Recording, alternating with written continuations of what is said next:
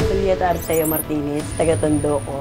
Si Cedric po ay jowa ni Manolito Liwanag Valerio, alias Antot. Hindi ko alam na nagsiselos na siya sa akin. Doon kay Cedric. Yun po kasi time na pagka kumakain ako doon sa harapan namin sa may almusalan, minsan po nandun din yan. Minsan sabi niyan, "Te, libre mo ako." "Sige kako, walang problema, babayaran ko ng kinain mo." Hindi ko alam na binibigyan ng kahulugan no Antot. Si Cedric ay pagka po nangingiyan ng pa-20-20, binibigyan ko naman siya kahit saan niya ako makita. Parang ngayon ang pinag-ugatan ng pagsiselos ni Antot. Sabi niya po lagi sa akin na, pag nakita ko yung dalawa, sasaksakin ko kayo. Noong pong time na umiinom kami ng 2:30 AM na nandun ang chairman ko, kasama namin na umiinom, nakita po si Manolito Antot na dumating doon, may dalang itak. Ang nirereklamo ko po yung pagka po umiinom ako sa isang inuman, sa isang tumpukan, is nandun po siya, lagi siya nakabantay. Parang sinusubaybayan niya po yung ginagawa ko. Nakakala niya, pupuntahan ko yung jowa niya. Huwag niya akong magsasabihin ng hindi magandang salita. Yung murahin niya ako. Nakakala niya po talaga agawin ko yung jowa niya. Bata yun, matanda pa mga anak ko. Sa sobrang sakit na nung sinasabi niya sa akin, one time po talagang iniyakan ko na siya talaga. Nasasaktan po ako eh. Hindi ko nga siya mapabarangay dahil nga naawa din ako sa kanya. Ang nais ko pong mangyari is wag niya na lang po akong pariringgan, wag niya ako mumurahin. May asawa po ako, may anak, 2. Dapat talaga may magsabi na sa kanya na tigilan niya ako.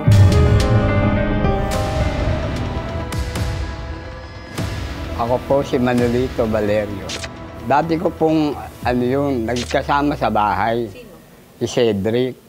Ngayon po, 4 na taong kong alaga. Para ako, tumino na siya. Mag-asawa ka na. Nananahimik na yung tao, may asawa na yun. Wala pong kinalaman niyang si Cedric sa aming pag-aaway. Mas kinabigyan niyang 20.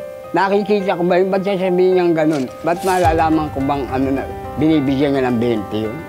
Hindi po ako nagseselos doon. Paano ko po siyang hindi pagmumurahin? Sa kanya nang gagaling lahat ang pag-uumpisa ng pag-aaway namin. Ganito ang ginawa niya. Kasi ang trabaho ko sa barangay, pag-announce ako sa megaphone, sabihin ko, andyan na ang truck ng basura. Unang bumulaw sa akin yung anak niya. Sabi ng anak niya, "Hoy, nakakabulabog ka." Bakit? Hindi ko po pinansin yun. Dahil ang utos ng chairman, 8:00 mag-announce ka. Tapos mga 2 linggo, siya naman ang umano sa akin. "Hoy, ano ka, nagpapapansin?" Sabi ba naman sa akin ganon. Ang ginawa ko, minura ko siya. Nandun po si chairman. Dala ko itak. Pero, anong sabi sa akin ni chairman?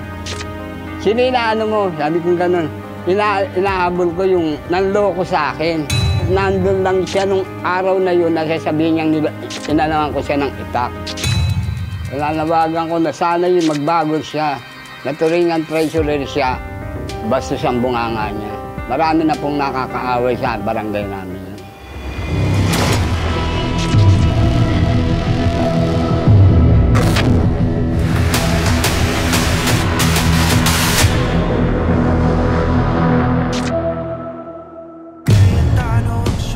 Attorney Bernadette, Attorney Rafi, Attorney Marian, ito si Kile at si Manolito. Siguro po kasi blinded din po si tatay ng jealousy. Kaya po siguro naisip niya yun. Ang ganda ka naman po, para nakakaya naman din po, di ba? Boys po ako talagang kumilos. Pero bakit dapat hindi na pinagsisilosan, di ba? Tumutulong lang naman po ako. Siyempre, nagugutom yung tao, bibigyan mo, di ba? Tama. Pero may mga bagay po kasi na pag blinded tayo ng jealousy o yung pagsiselos po, di ba? Hindi na natin nakikita yung katotohanan. Nakakaya sa mga anak ko talaga. Tsaka po bukod pa doon kasi, tatay, pag lagi nyo siyang sasabihan ng masasama, minsan pa po may isang instance na may dala pa kayong itak. Pwede po kasi kayong makasuhan, tatay. Hindi po, yung dala ko pong itak na yun. Hindi po, andun po ang chairman namin, nadala ko yun, hinahabol ko yung nanloko sa aking lalaki. Nataon lang siyang nandun siya. Pakada niya siya hinahanap. Siyempre po, di ba, ayun na nga hinala niya sa akin, may lalaki ko yung lalaki niya. Hindi maiiwasan na iisipin mong Opo, di ba? Alam niyo po ba, may time na pag umiinom po ako sa isang tropa, lagi niya sinusundan. Bibili lang po ako ng pulutan namin dun sa kanto, nakasunod siya kagad. Bakit mo naman nasiguradong ikaw ang sinusunod? Imposible naman na hindi mo ako susundan nun. Hindi, bakit ito susundan? Imposible. Ano ko sa'yo para Ewan sundan? ko sa'yo kung ano motibo sa akin. Pumupunta ako, sinisigurado ko lang yung kung umuwi na, dinala yung sahod sa asawa. Oo.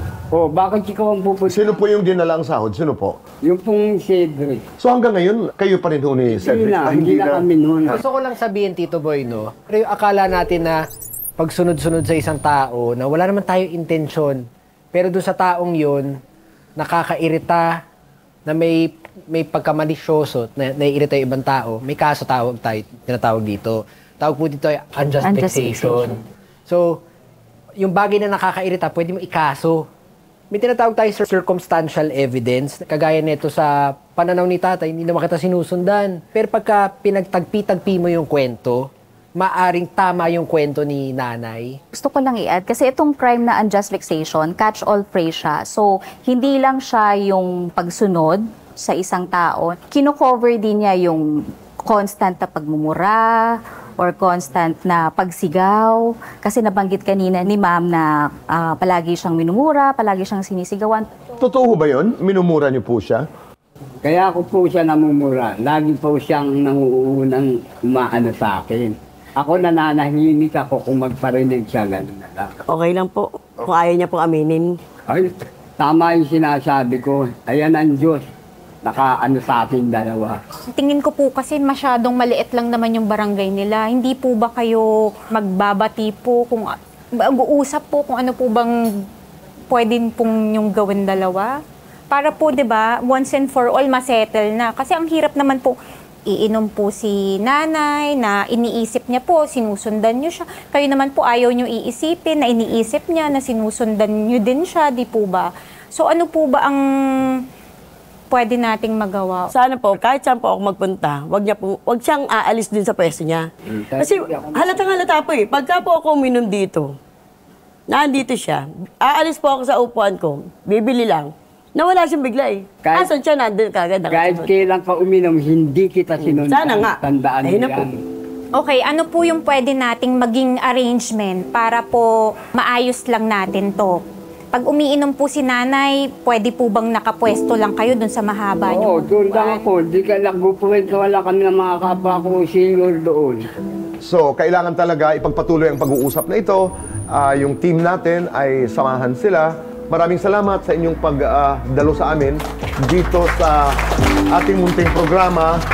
Ay patuloy pa rin ang ating pakikipag-usap sa pamamagitan ng ating team, si Kuya Larry Narian, para ito talaga ay maayos, para mas permanente yung solusyon. Maraming salamat, huwag po kayong aalis dahil magbabalik pa po ang Cayetano in Action with Boy Abunda. Bilang pagmatagumpay ang pagkakaayos ni na Julieta at Manolito, isang espesyal na hapunan ang inihandog ng CIA with BA para sa kanila. Hindi lang para magpasalamat, kundi para bigyan sila ng pagkakataon na muling makapag-usap at mas mapalalim ang kanilang pagkakaunawaan. Sa hapag na puno ng pagkain at respeto, mas naging malinaw na posibleng mahanap ang katahimikan kapag may gumagabay at nakikinig sa bawat panig. Cayetano Action agad.